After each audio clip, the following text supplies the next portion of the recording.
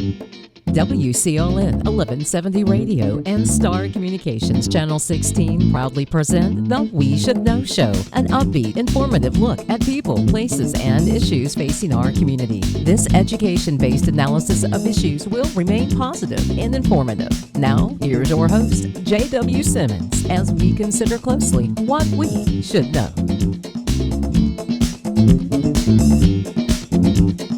Ladies and gentlemen, welcome back. We Should Know is on there. I want to thank you for being with us today. My name is J.W. Simmons. I'm your host. We're coming to you from Star Communications TV, Channel 16, also simulcast on WCLN Radio. Today we're talking with a couple of folks that's going to have the responsibility, I believe, of helping us understand what to expect during what the National Oceanic Atmospheric Administration says is going to be an increased hurricane possibility this year. And those two folks is Lynn Fields, Director of the Social Services Director here in Sampson County. Lynn, I looked at your background. You got quite a number of years doing the job you're doing and connecting with the public. I want to thank you for being here. Thank you. And Jared Rouse is an Emergency Management Coordinator. I think you also have a kind of a subtitle as Assistant Director or something of that nature. Emergency Management Coordinator. There you go. Well, we won't push you up the food chain too far. And it's interesting. I want to thank you for being here, but it's interesting to have both of you on because what I'm trying to do is get folks to understand of the dynamic that you look at when we start talking about disasters this time of year when we're talking about hurricanes, and with the increased possibility that we may get one of those hurricanes that again, and we've had this before, that again levels the playing field. And by that I mean no electricity, trees across the road, no roads because they've been washed out.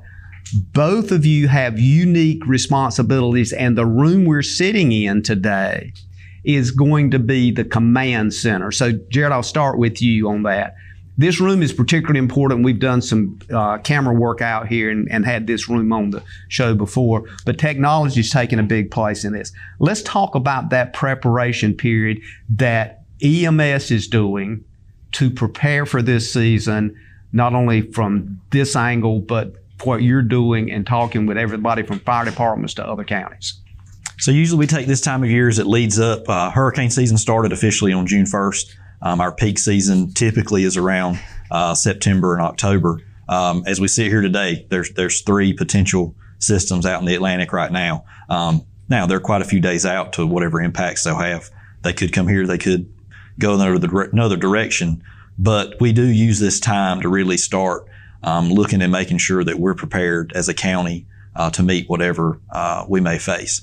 Just here recently, all of our county employees participated in a preparedness training. We trained over 600 employees in the span of 3 days, and basically really letting our employees know what to expect if there was a disaster. And I'm really, one main focus of that was, and our citizens can do the same thing, is letting our employees know that now is the time.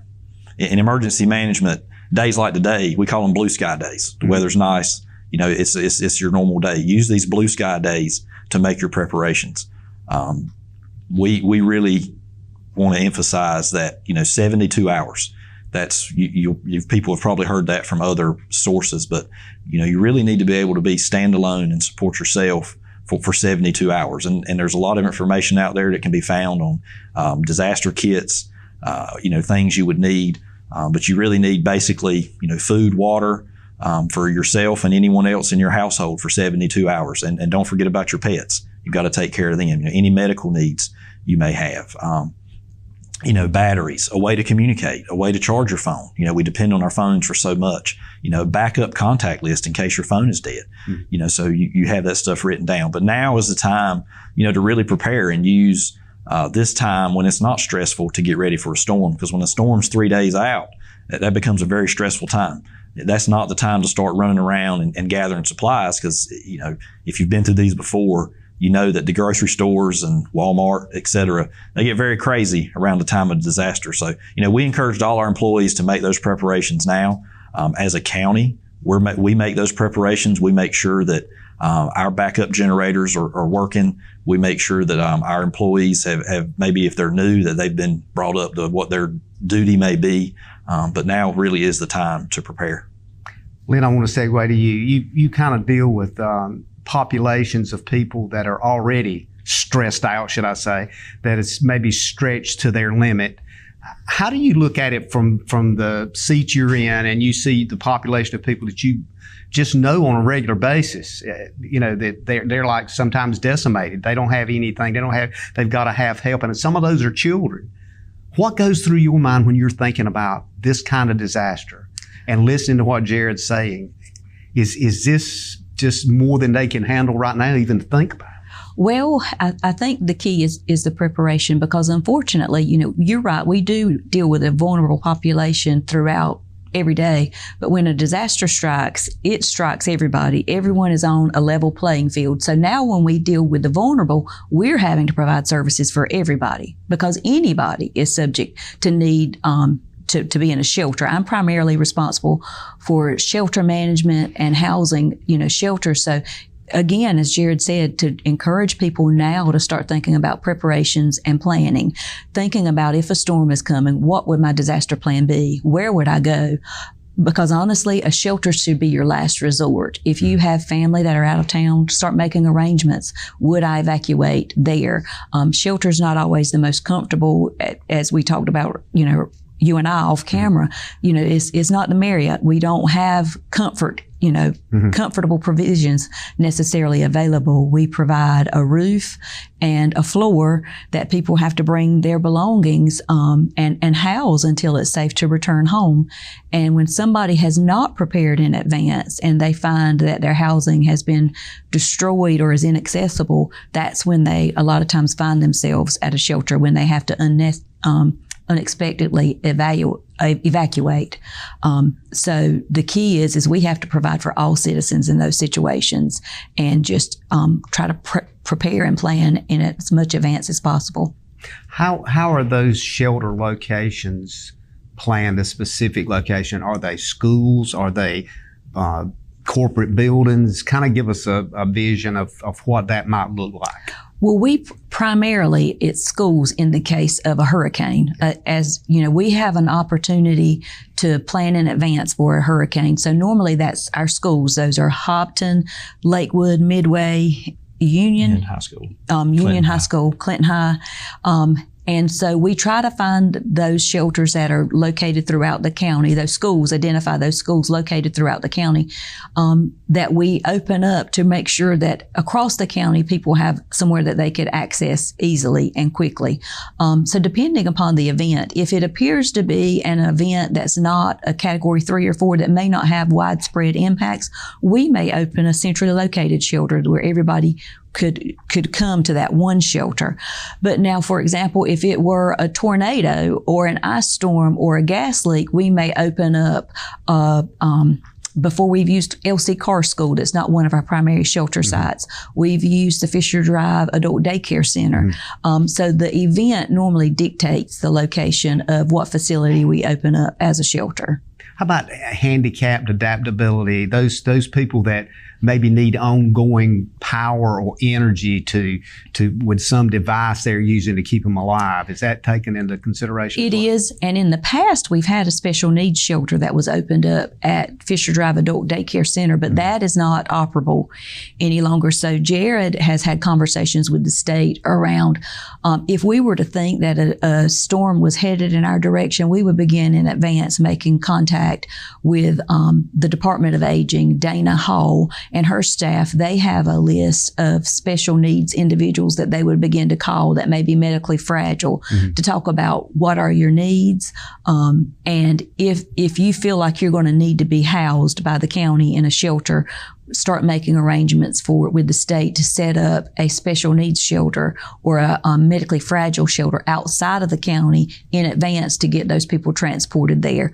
We can accommodate some medical needs. At the shelter, we have nurses that are there, but they provide your basic medical needs, medication management, oversight, things like that. But anything that's very critical or intense, we would not be able to manage at a shelter. I think that's one of the things, Jared, I know we've got paramedics that work in this county. Right. Are they assigned different shelters in case they have medical needs or something of that nature? How does that work from your world? So we use the nurses to provide, first line basic medical attention at the shelters.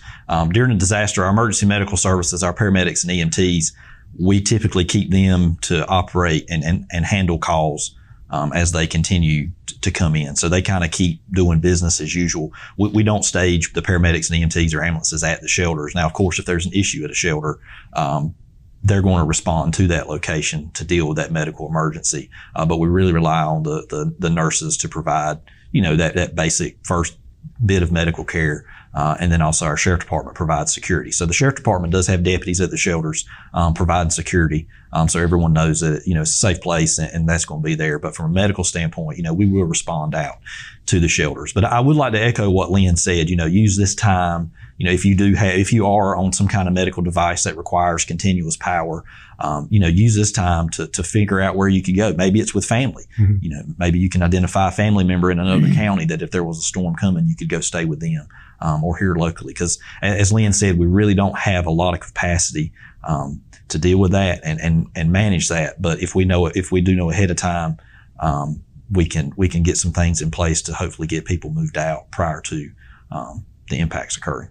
Lynn, do you have like a group of folks that reaches out and calls folks at a certain time?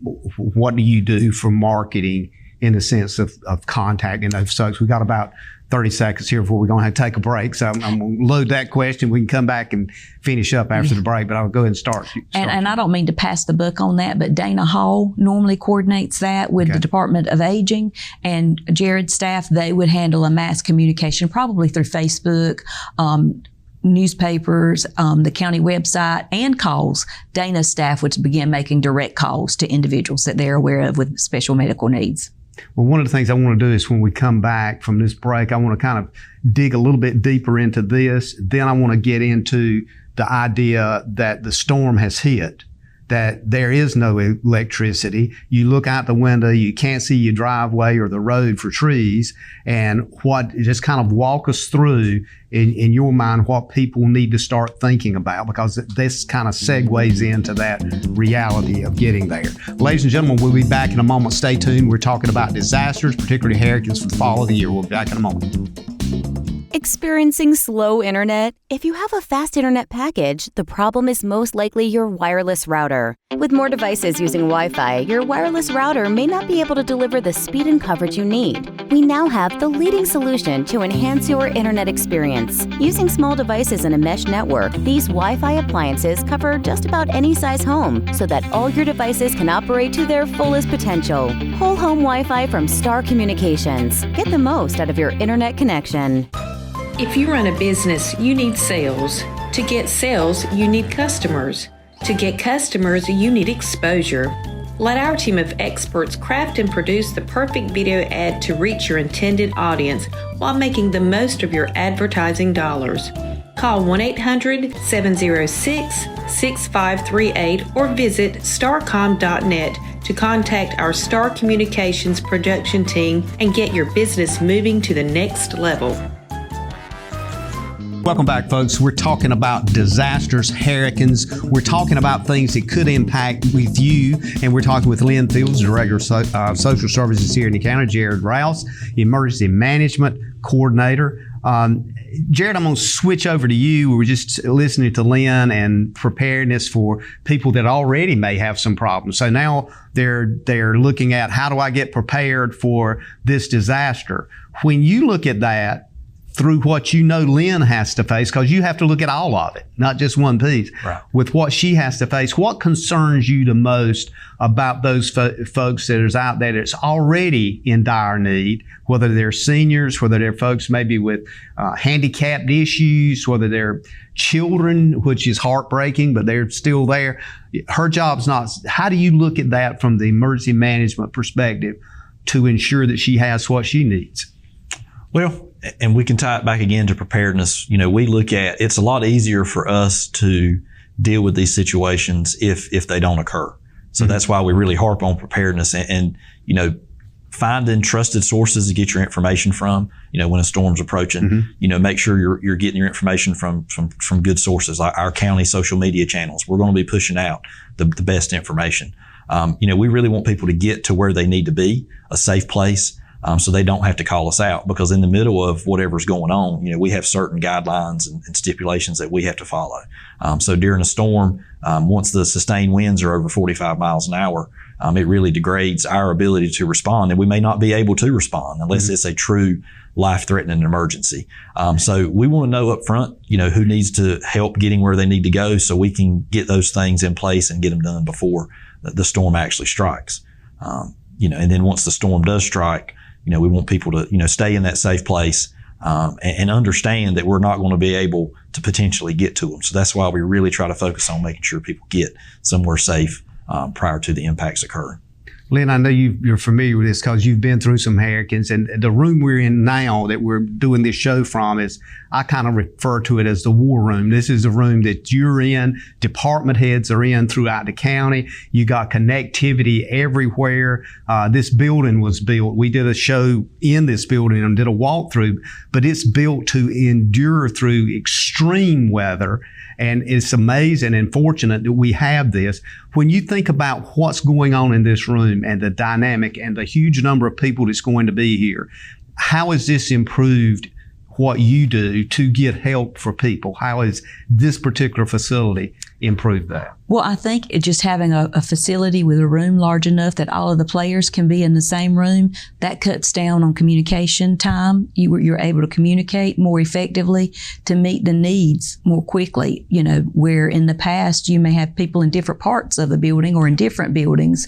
Now everyone's right here together so we can respond more quickly and understand. Sometimes when there's a delay in response, there's a delay in the effectiveness of the response. So when you're able to report and communicate real time, that helps to be able to provide a better response more effectively and efficiently. So I'm excited and pleased with this, that we'll all be able to be here together in real time to be able to share and understand the role each player has in a disaster more effectively. So I feel like this will help us all be more effective in our jobs and our roles during a disaster. Jared, one of the things that hit me too, as you opened when we did the first part of the show, you talked about that you guys have been out and doing training for the county employees.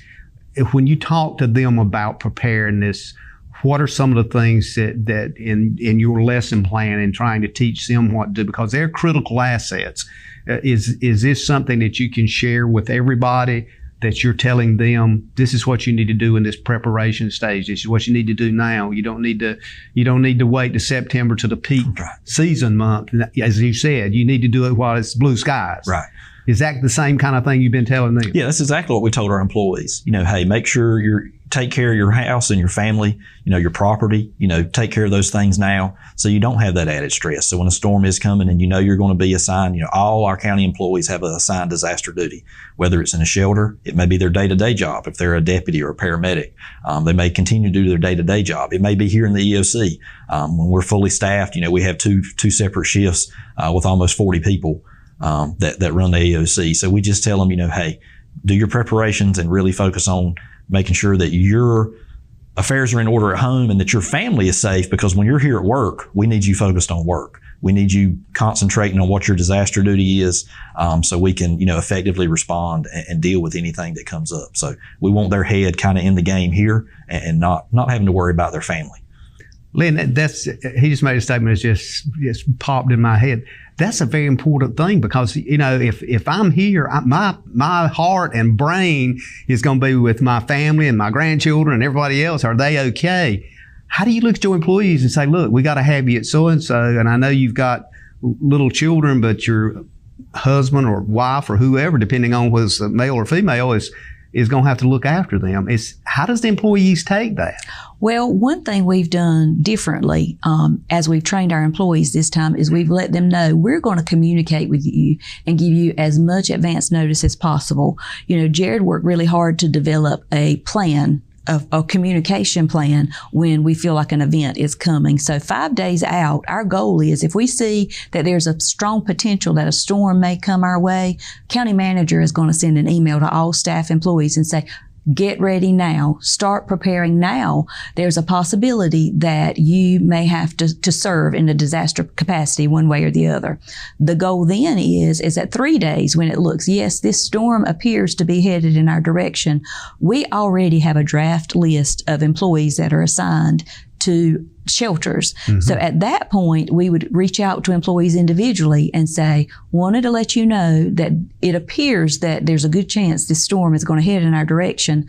So if we have to open up shelters, I need to let you know that you have been selected to serve in a shelter. So start making preparations now. And then when the control group decides we're definitely going to have to open shelters, then the communication would be, shelters are opening on this day at this time. You need to report at this time. This is who your manager will be. So with this, we've let employees know we're giving you 5 days notice in advance to go ahead and start making preparations for your family. Do that. We've let our employees know now is the time to talk about your disaster plan with your family, because family can come to the shelter with employees as long as they have another caretaker in place. If it's small children or elderly adults that need special attention, they have to have someone else there to care for them, but they can come to the shelter with them. So that takes a level of stress off of the employees. But we also let them know if your spouse says, no, I'm not going to come. I'm going to stay here with my children. Then talk through plan B. Mm-hmm. If they plan to stay at home, but you're at a shelter and a disaster strikes the home and they can't stay, talk about where would you go? Yeah. Where can I find you? Where, when the storm is over, I'm released from the shelter and I drive home and you're not here, where do I know to look?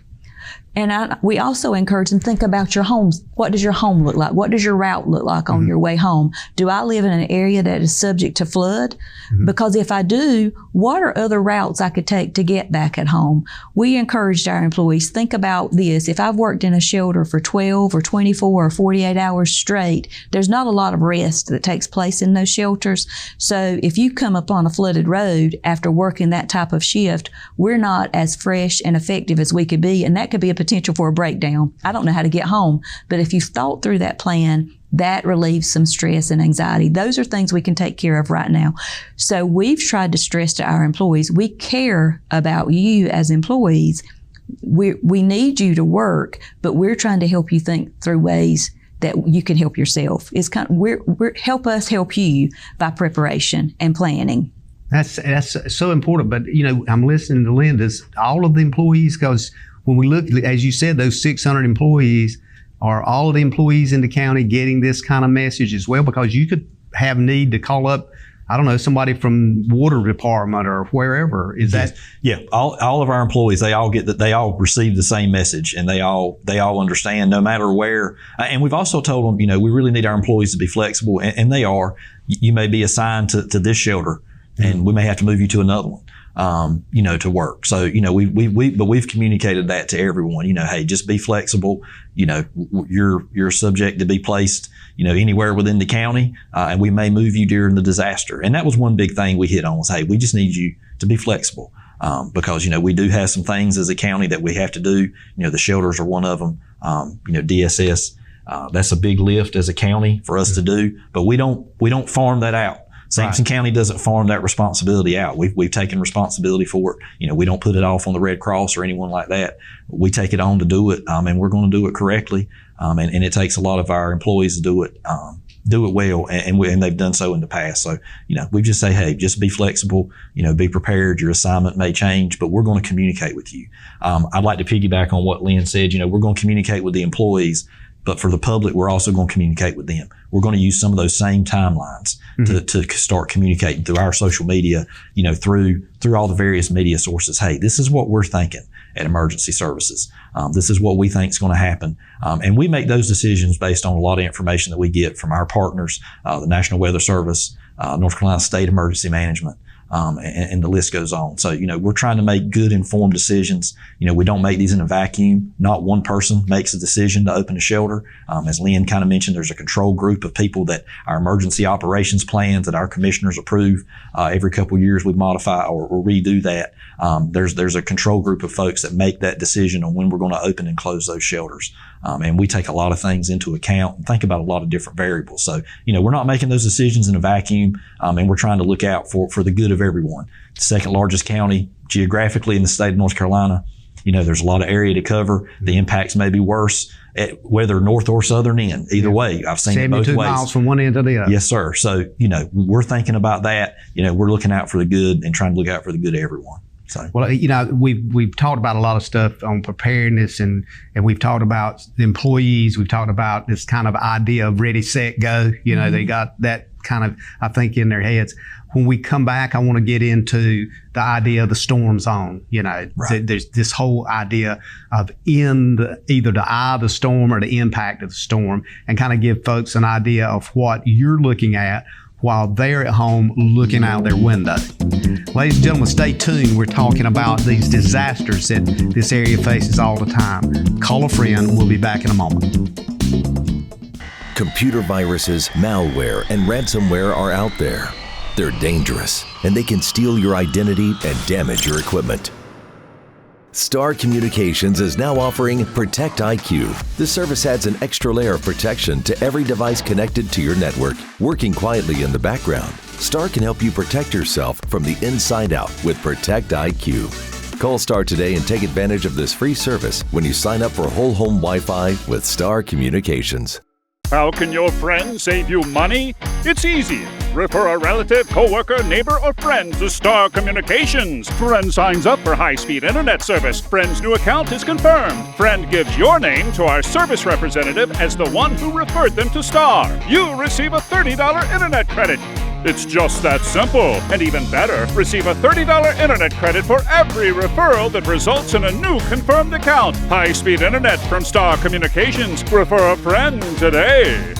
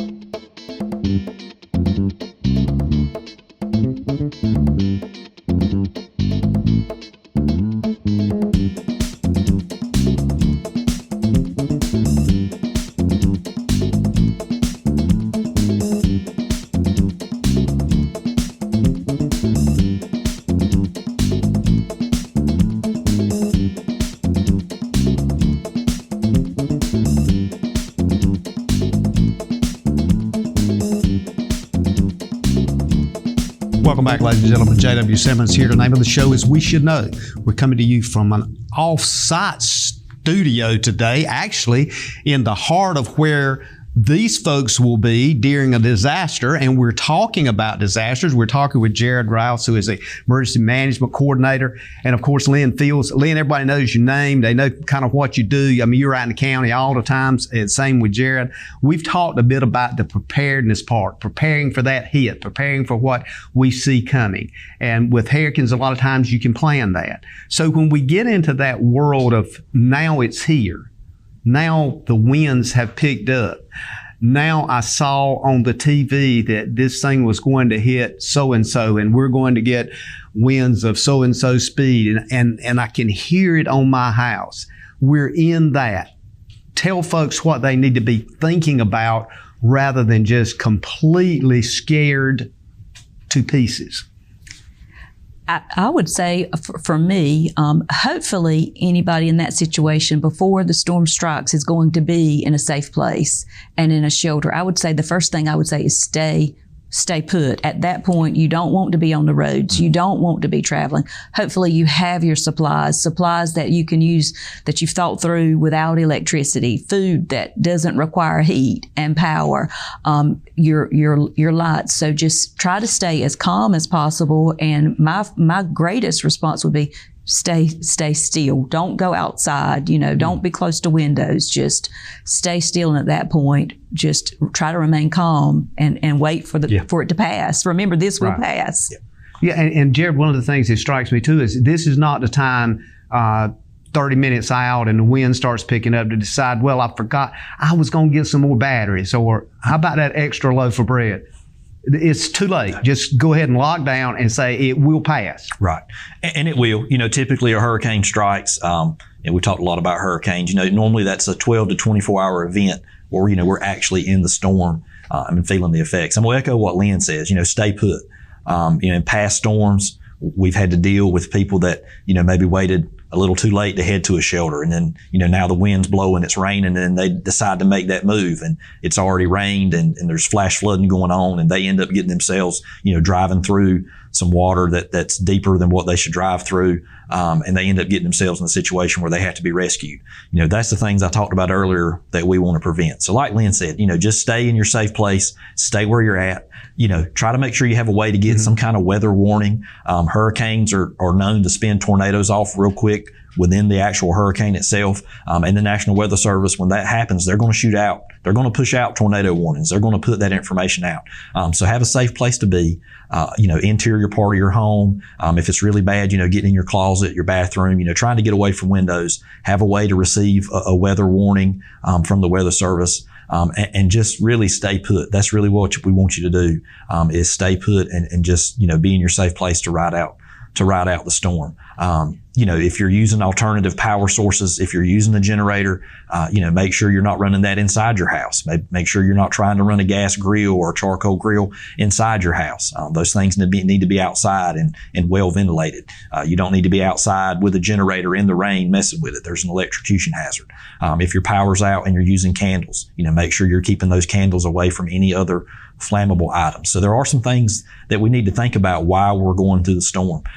We don't want you to think that you can't call for help. I mentioned in the other segment, when the winds get sustained to 45 miles an hour, we really here in the EOC have some tough decisions to make as to what we can respond to. And typically once they reach sustained winds of 45 miles an hour, which is only tropical storm strength, we typically do not respond unless it's a life-threatening emergency. So that's why we really, try to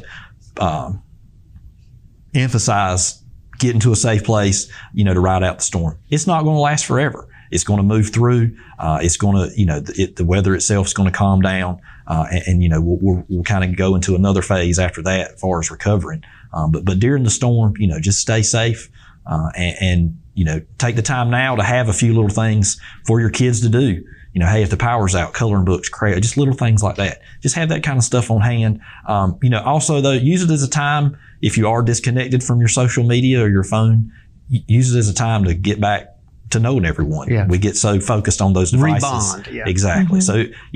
So there's some silver linings to it. So use that time to reconnect and enjoy each other. Yeah, this is a critical moment for people, as Jared just pointed out, Lynn, is that you find that time that you have not had in maybe years or even decades, because a hurricane pushes you together. There's nowhere else to go. So you have to resort to basic human skills.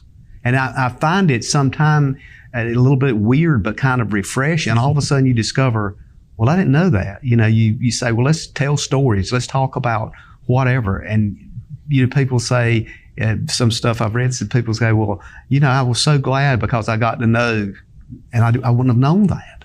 And that's interesting you say that, JW, because in shelters, that same thing happens. We have employees from across the county, different agencies that come together to work shelters. And that's an opportunity for us. Even though no one wants to have to work a shelter, we do because that's our responsibility. But there have been multiple times that I've been in shelters and found where we form relationships with employees across other agencies that we just don't have the opportunity to interact with. At times, you see people within the county that the shelter is their last resort, that they begin to speak and have conversations and develop relationships that they didn't have prior to the storm. So you're absolutely right. Is the good that can come out of this is the opportunity for people to learn about each other and develop friendships and bonds they didn't have before. Jared, you echoed something that Nick Petro with the National Weather Service speaks about a lot.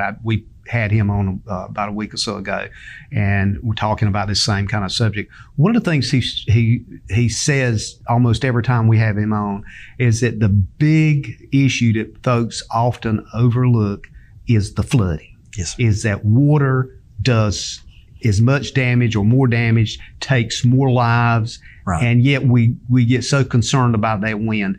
Are you prepared? Do you feel totally prepared to deal with water-related flooding issues?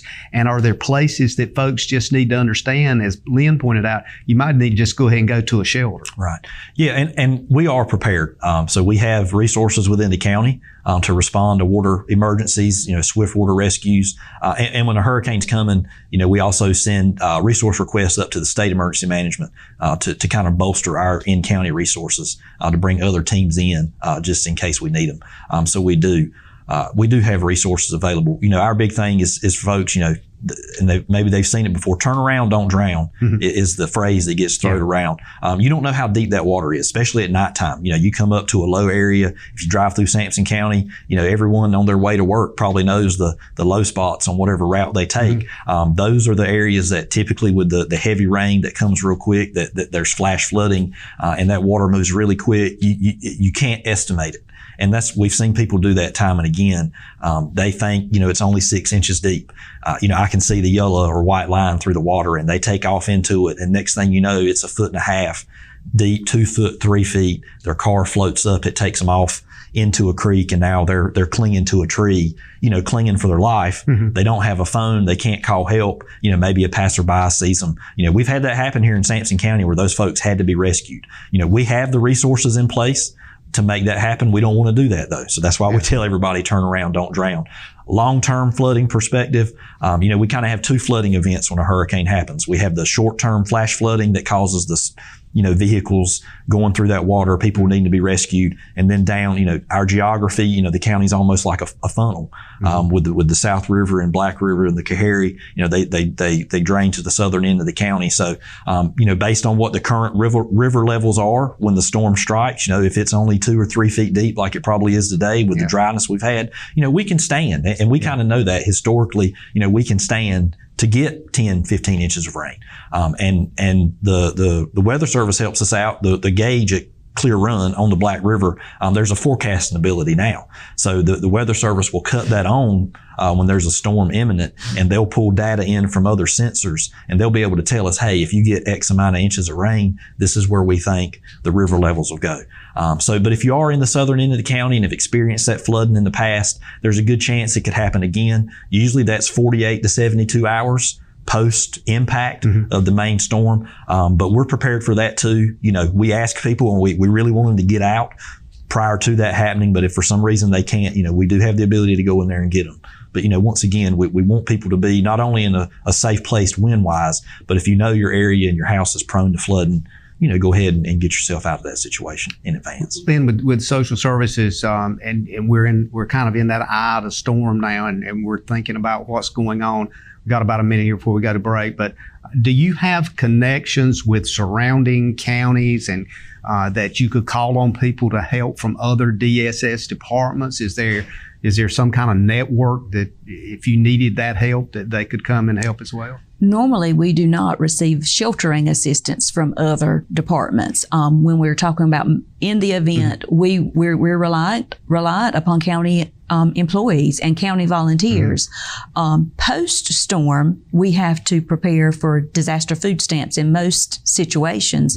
And in those situations and in those times, we have in the past been able to reach out to other counties for limited support.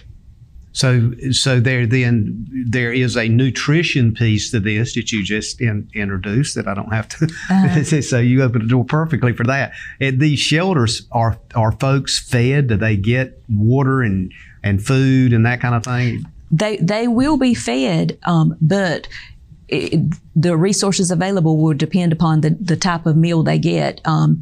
We normally will have food service staff from the schools in place that can help prepare meals if there's already food in the school. But there have been times that we've opened up a shelter, and our plan has been to provide MREs because that's what's available at the time. Summer months, there's not a lot of food in a school, so we had to depend on MREs, and that's what we have available. But yes, some type of meal will be provided. We're going to go to break, but when we come back, I want folks to understand as we go to break, we're just touching on some key issues. Literally, this conversation could be 2 or 3 hours or maybe a semester, but the reality is it's the key things that you guys want folks to know that actually helps you in this dire need kind of situation. Ladies and gentlemen, we'll be back in a moment. Call a friend, stay tuned. We're talking about a disaster situation and what you need to know. We'll be back in a moment. Providing fewer commutes, more backyard offices, and crystal clear meetings. Providing less, you froze up, and more presence in your presentations. Providing a better internet experience. Providing possible. You're out for an evening on the town. Finally a chance to relax and forget that you left your front door completely unlocked. Fortunately, you just installed a security system from Star Communications. With just your cell phone, you can check on your house, lock it down, light it up, and get back to relaxing. You forgot to put Buster in his crate. Unfortunately, we can't help with that. Security and automation from Star Communications. Call today to find out more. Welcome to Cork and Brew Roseboro, where you can enjoy your favorite coffee, fraps, smoothies, bakery items, sandwiches, and select beer and wines while reconnecting with friends and family. Sit down and enjoy the experience. Come on by and give us a try.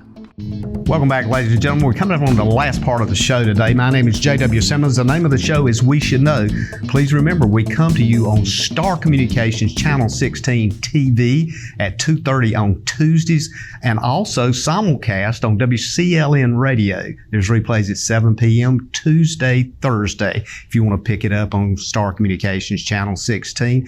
We always like bringing shows that are educational, informative, that maybe helps me, you, and everybody else in the county. Today is one of those critical need shows, and it's about disasters. And I use the word disasters, guys, because now we're seeing weather-related issues that are tornadoes, flash floods, as you pointed out, and they don't necessarily have to be located with hurricanes. It's weird times of the year. I mean, we could even have a conversation and include the conversation, snowstorms of which this county's had.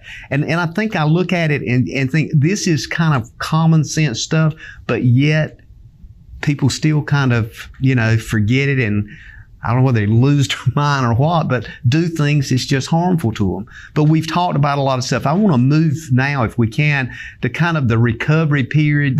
Maybe the winds have settled down. Folks are peeping out of the windows and wondering if it's over. Let's talk about that and start it with, when is a safe time, and how do I know it's safe for me to leave my house or my safe space? And I'll start with you, Jared.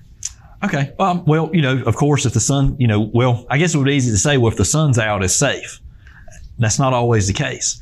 There's going to be the eye of the storm. Could be the eye of the storm. But even at the end of the storm, now the sun's out, winds quit blowing, it's quit raining, but there's trees down, there's power lines down. There's a lot of issues that are out there. You may be fine and safe, and we hope that you will be. Your neighbor a mile or two down the road may not be. And this may be the time now that they're realizing that they need help. They may be calling into us, hey, I'm trapped in my house. There's a tree down in front, into my house. There's a power line down in my yard. So, we really want people to know, once it passes, stay put for a little while. Attend to any immediate needs around you and in your area, but we really want folks to stay put. Try to get reconnected, to the media or the news or social media to kind of find out what's going on if you've been disconnected. But stay put. We don't want folks, driving all over the county, on a sightseeing tour, because there may be people that are in need. There's a lot of roads that have to be cleared. Our fire departments, that they assist in doing kind of a windshield survey to see where the damage damaged areas are. And then we kind of come back through later on and do a lot more in-depth damage assessment to places that are significantly damaged. A lot of the federal aid that we want to flow down to the county depends on damage levels that are set by the federal government. So we'll go out, and there'll be a team if it gets to that point. There's teams that'll go out and assess damage structures to see what those values are, and then we get a county number, and basically that's sent to the state, and then the state asks for a presidential declaration. But big thing is just stay put. If you are out and about and you come up on a tree down or a power line down, call that information in. Stay away from those things. Trees can fall down and have lines in them, and you not even know it. That can happen in your front yard, and you're out here with a chainsaw trying to, clean all that up, and you could get hurt. So stay out of the, stay in your safe place. Stay there. Let the emergency services move through the area and clear the area. Same for our power partners that provide us power. Duke Energy, our co-ops, they're going to be bringing workers in. So just give those folks room to work. And if you need us and you come upon something, definitely call to report it, and we'll get help out to those that need it. Just hunker down and hold on. Yeah, just hold on. Let that process kind of play out. Usually post-storm, we're kind of in a time frame, 12 to 24 hours, where we deal with those immediate trees down, power lines down. And then as we move on, we kind of go into a little bit longer phase of recovery that can last years sometimes with FEMA and buyouts and all that kind of stuff. And that could be a whole nother conversation. But, things will get back to normal. I remember during Florence, I believe it was, I lived just outside the city, but we didn't have power for 5 days. Yeah. But we made it through. The roads were clear and all, but there was nowhere really to go and nothing to do. So we just kind of, hunkered down and rode that out. But it will get back to normal. So, Lynn, put us in that shelter that you're looking after, and you've got people there looking after it, and then say there's 50 or 150. I don't know. What do you do? The wind's kind of calming down. They're looking. They see that folks are very smart, so they're seeing there's something going on. Yeah. They want to get out of there. I mean, obviously you can't stop them. Do you have some kind of warning material? Do you talk to them before they leave? Tell us what goes on with that. We provide as much communication as we can. Again, that's been a common theme this year as we've trained staff, is we're going to communicate. We're going to try to make sure that our shelter managers have constant communication with people in this room so that we can share information with them.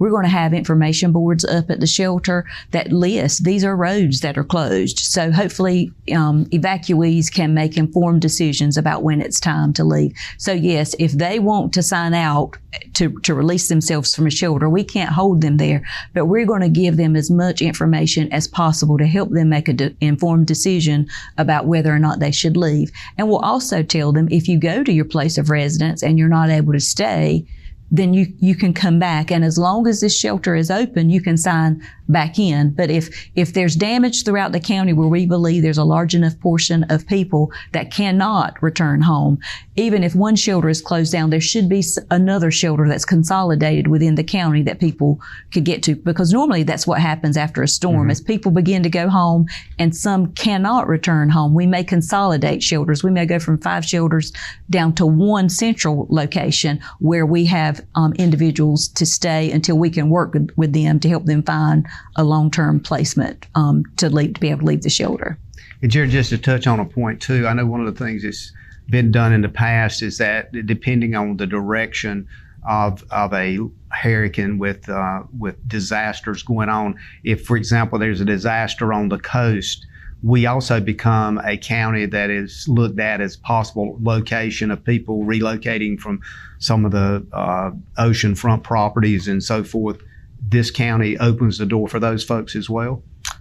The state is really trying to implement a plan now, working through the counties, through emergency management and DSS. The state's actually trying to stand up state-supported shelters for that situation where people have to evacuate the coast. The state has kind of realized that as an impacted county, we're going to receive impacts that we're not really in a position. We can handle Sampson County. We really can't take outside folks coming in. Not that we don't want to help people, but we just don't have the resources. So the states recognize that, and they're really working on now. And I think you'll probably see some information coming out from the state as we get closer to peak hurricane season about some large state-supported shelters that they're setting up. That way, if they do have to if Onslow County has to pull the trigger and evacuate their whole coastal front, those folks can be said, hey, you can go to Winston-Salem, you can go to Greensboro, you can go to these places. These are state-supported shelters. It's very well out removed from the impact area, right.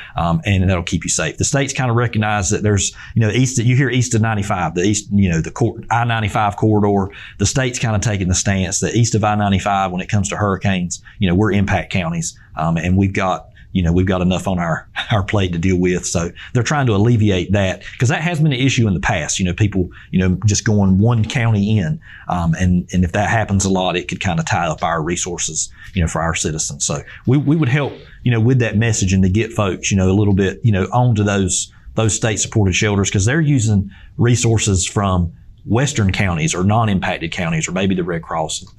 They're using those resources to run those shelters, to really allow us impacted counties to use our people right here for us. And one of the things and kind of looking at a little bit of research too here, is the Department of Insurance, Mike Causey's office, has a neat little preparedness guide that folks might want to pick up, and we'll kind of show that on the screen. But that kind of walks through what we've been talking about today. It's like a little checklist. Right. But one part of that they also cover is this whole recovery piece, as it relates to insurance, as it relates to getting a roof back on that house, as it relates to check the property to see if it's safe for you to live in. Because we all have seen winds and water damage property so bad that you just might as well figure on moving, because you can't go in it. Is that something that the county also helps with, either one? I don't know if we have any formal programs. I mean, I would definitely recommend, from emergency management standpoint, part of that preparedness piece, make sure your insurance is good. Even if you don't own where you live at, renter's insurance is very cheap based on what you can get. And that's an immediate benefit if there is an issue in a place that you rent, that usually the insurance company takes care of you very well. So I would just encourage folks, even if you don't own your home, to check into renter's insurance. If you're renting, if you do own your home, make sure your insurance policies are up to date. Because there will be potentially FEMA assistance coming, but that takes slow. Some time. It's slow. So, having that insurance taken care of now, kind of take it back to the beginning with preparedness. That's part of that. And endurance, Lynn, endurance, I think, is a part of that too. Yes. We got about a minute here. Last thoughts you might have before we go to close. The main thing I would stress is prepare now. Prepare now. Trust the sources of information. Realize these are not men and women that are guessing about the storm. We're gathering information from reliable sources. So when we say prepare to evacuate, to listen, to make plans and preparation now. Disasters are very stressful and cause a lot of anxiety, but there's things we can do to help ourselves in advance to reduce that anxiety. Absolutely. About 30 seconds, Jared. Last thoughts. I would say the same thing, like we've talked about. Be prepared. Take the time now to do that. Be flexible. Keep that good attitude. It's not going to last forever. We will get through it. We talk about the history of these storms, that we've been through a lot of them, and we're all still here today. And the big key word now is resiliency in emergency management. That's a word you hear thrown around a lot. So whether that's yourself physically, emotionally, just do what you can to be resilient. And that's what we want our citizens to do. Lynn Fields, Director of DSS, I want to thank you for being here. Jared, thank you for taking time to talk to us. Thank you for having me. Ladies and gentlemen, I want you to know that we thank you for being with us today. And as each and every week we come to you with information and education, hopefully that is improving your life. And as always, may God bless.